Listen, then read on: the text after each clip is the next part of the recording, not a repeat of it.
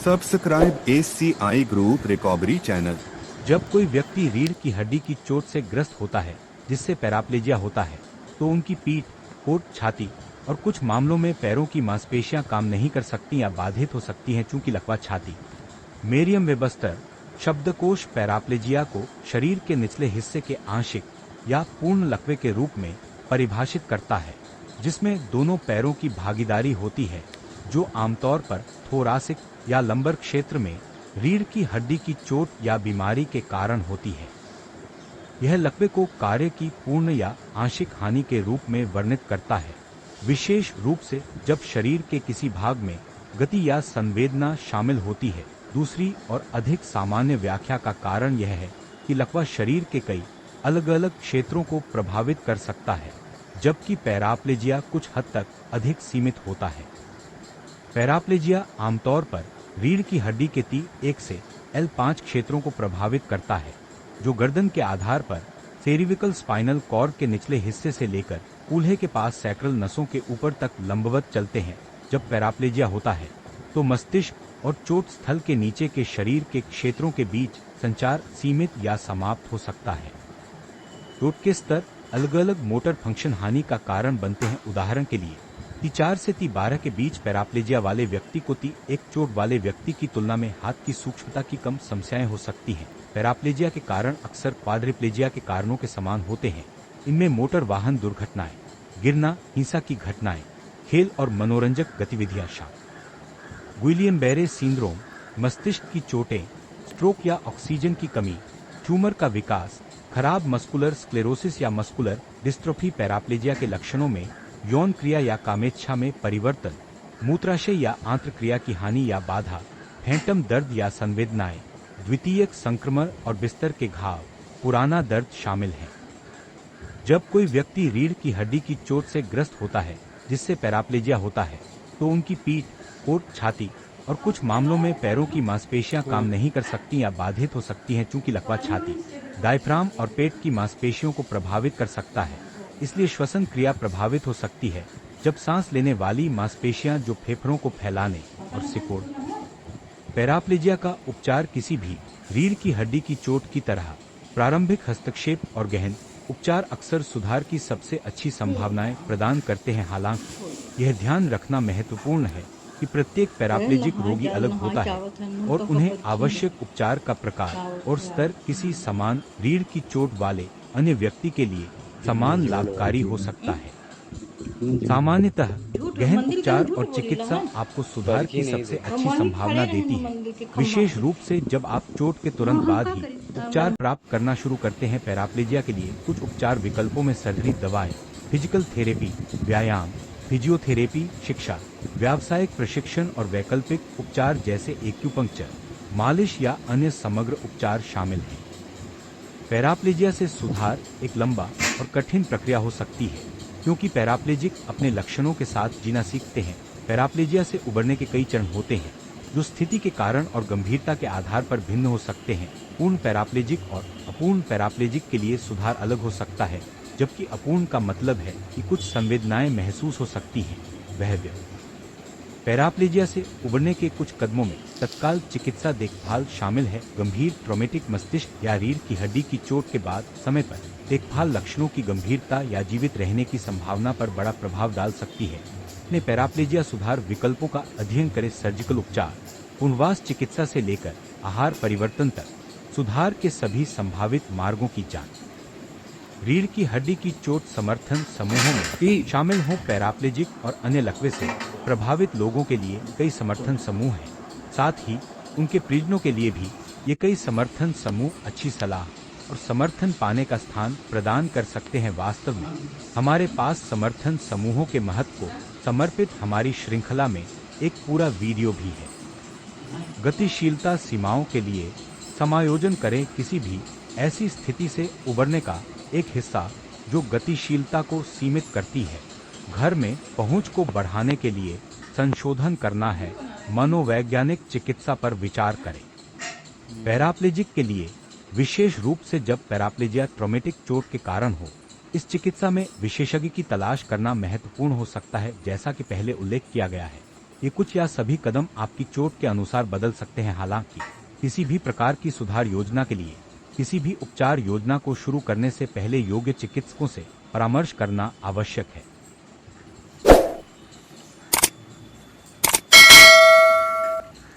Subscribe ACI group recovery channel.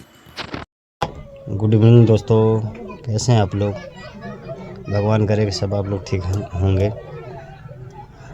भाई मैं एक स्पाइन पेशेंट हूँ, जो कि मैं सर्वाइकल हूँ, जो कि रीढ़ की हड्डी में मेरा चोट लग गया है। इसके कारण अब हम चल नहीं पाते हैं और हमने बहुत दवाई कराया, बहुत सारा डॉक्टर से मिले,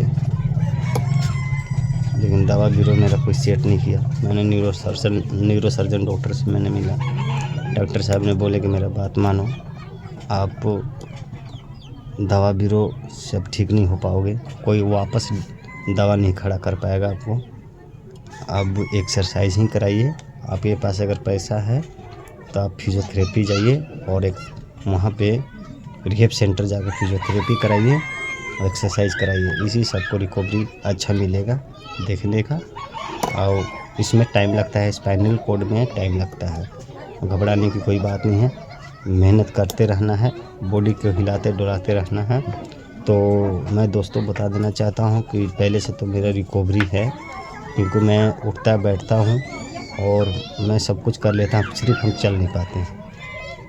और चलने में थोड़ा सा टाइम लगेगा। ऊपर वाला को मैं दुआ करते हैं कि हम जल्दी ठीक हो जाए। और हम क्या बताएं दोस्त, भगवान ऐसे किसी के साथ ना करे और इतना बड़ा हादसा नहीं पहुंचाना चाहिए। कमर टूट जाए, पैर टूट जाए वो ठीक है, लेकिन ये नस नहीं दबना चाहिए। नस का बीमारी बहुत बेकार चीज़ है। हम इतना नहीं जानते थे कि इतना भी नस का प्रॉब्लम होता है। हम तो सोचते थे कि चलो नस मोर्चा जाता है, मुरक जाता है तो आदमी इधर उधर करके खींच करके उसको ठीक कर लेता है। लेकिन जब यहाँ रीढ़ की हड्डी में चोट लग जाता है ना, तो समझो वो पूरा बॉडी को डैमेज करके रख देता है। क्योंकि ब्लड सर्कुलेशन नहीं है मेरा, इसलिए हम चल नहीं पाते हैं दोस्तों। और क्या हम कहें।